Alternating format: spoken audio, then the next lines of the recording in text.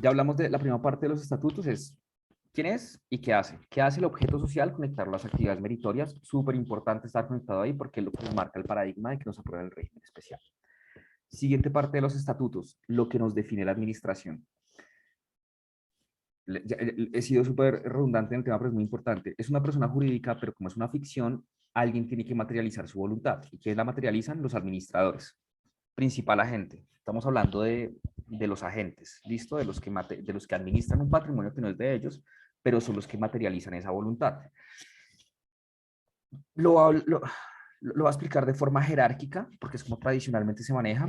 Las fundaciones permiten organizar tipos de gobierno bastante flexibles, pero partamos de la base de cómo está diseñado y después ya nos podemos poner creativos, porque si nos ponemos muy creativos, lo que podemos hacer es burocratizar mucho la toma de decisiones y eso se nos vuelve un problema. ¿Listo?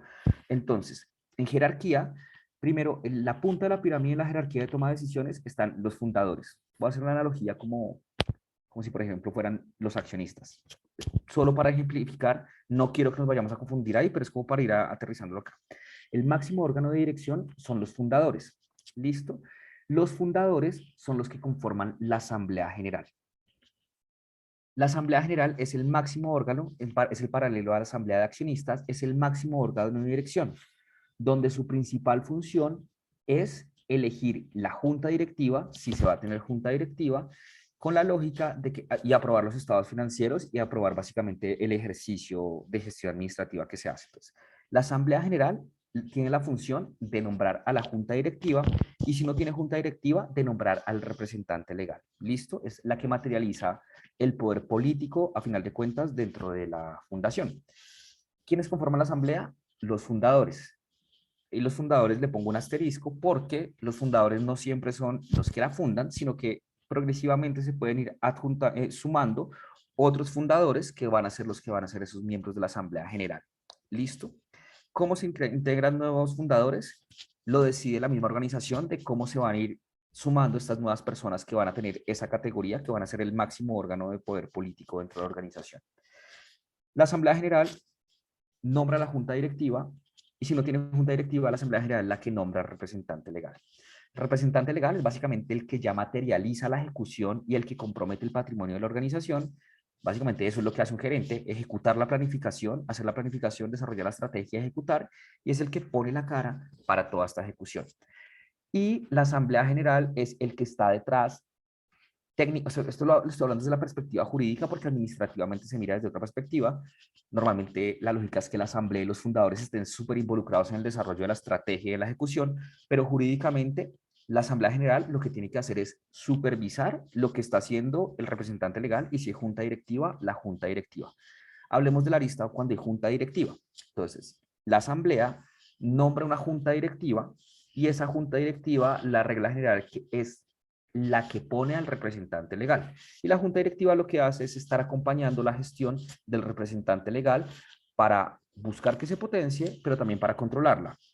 El tema de régimen de administración de lo que les dije, principal y agente, quien representa al principal termina siendo la asamblea y con el voto de la asamblea escoge unos agentes. Los agentes son la junta directiva y el representante legal.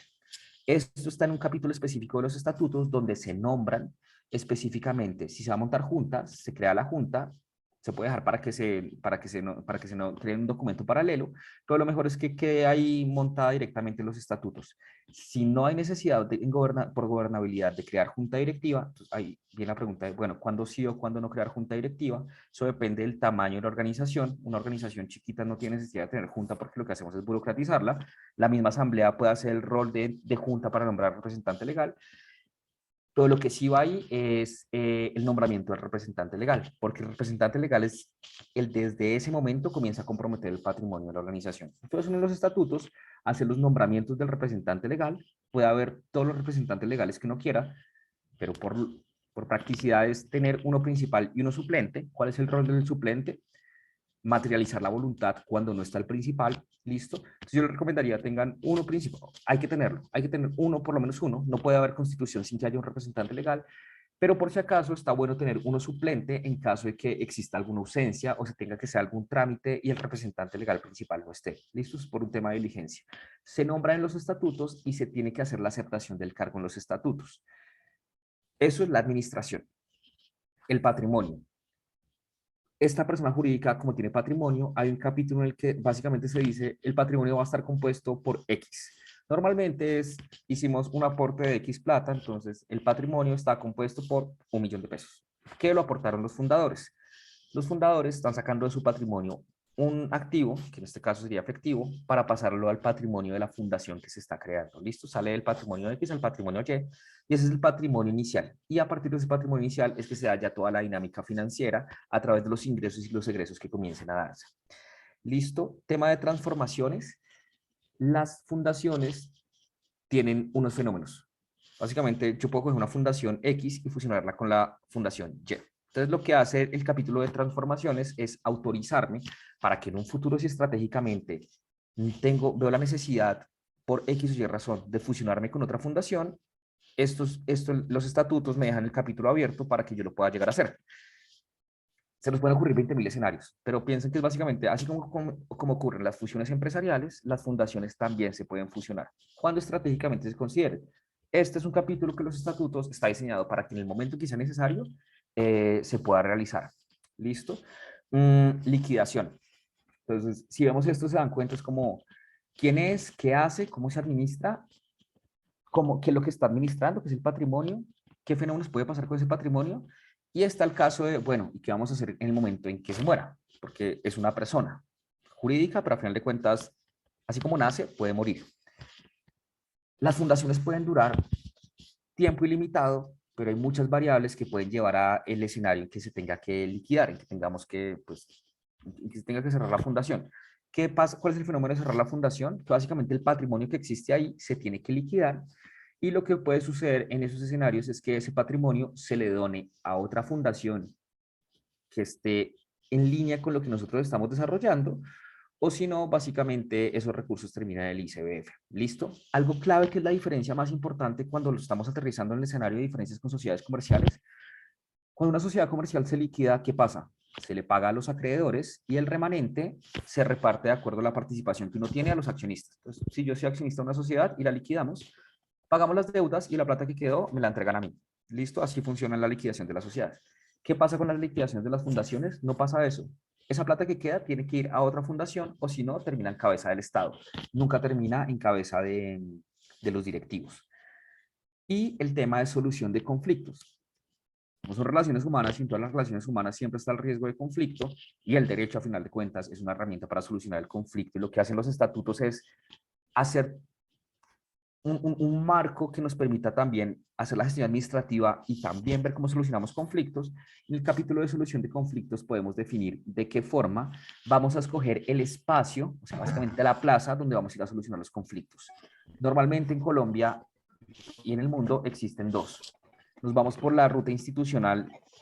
¿Alguien se le abrió el micrófono? Nos vamos por la ruta institucional, que es ir a la jurisdicción del Estado, a los jueces ordinarios normales. Entonces, lo que hacemos es definir que la solución de conflictos se va a hacer ante los jueces de la República de Colombia. Pero hay otra opción, que la solución de conflictos se haga ante arbitraje. ¿Qué es el arbitraje? Son jurisdicciones privadas. En Colombia la que más funciona para este tipo de cosas es la de la Cámara de Comercio, donde yo elijo que los conflictos que tenga entre administradores, principalmente es entre administradores, no se solucionen ante un juez de la República, sino ante un árbitro. ¿Cuál es la diferencia? El árbitro no es juez, es árbitro, y lo que hace es ser una persona muy especializada en el tema de la solución del conflicto que se va a hacer. Les pongo un ejemplo, por ejemplo, con temas de infraestructura.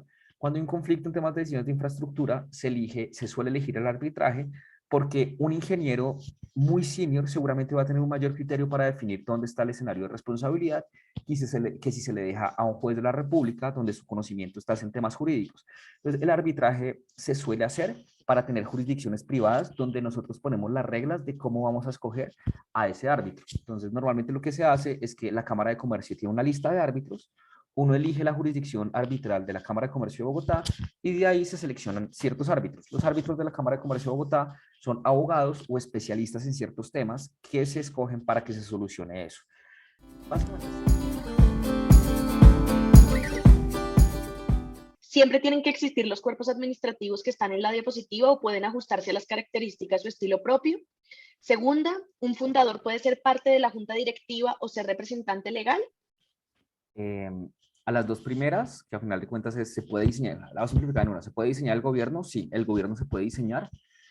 Yo sugiero que inicialmente, cuando las organizaciones se están organizando, vayamos a la simpleza, porque cuando se sobreburocratiza una organización, terminamos es más en reuniones de junta que haciendo lo que tenemos que hacer. Entonces, mientras está comenzando, yo les diría, vayámonos a lo más simple, tengamos la asamblea de fundadores y un representante legal. Y sobre las exigencias, ya vamos aumentando los temas de los espacios de control, que sería incluir una junta directiva.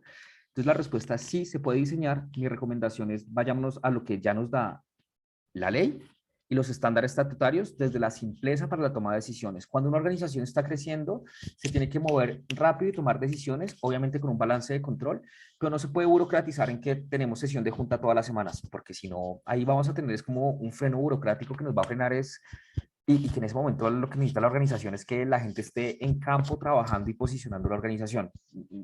El impacto no se va a generar en ese momento por el número de sesiones de junta que tengamos, sino por el tiempo que estamos en la calle ejecutando las cosas.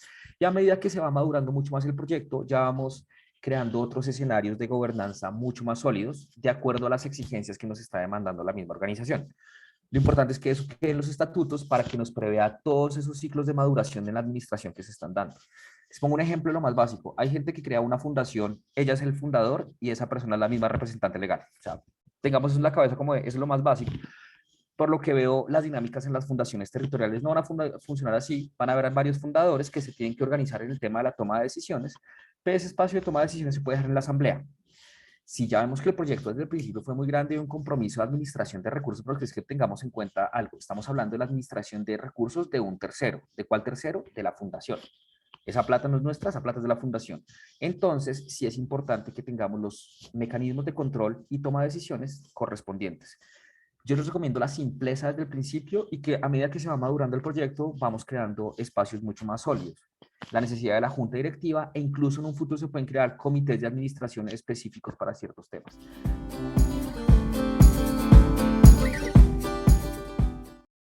Y tres, si un fundador se retira, ¿qué implicaciones tiene para el fundador que se va y para la fundación en sí ¿Qué misma? pasa si un fundador se va?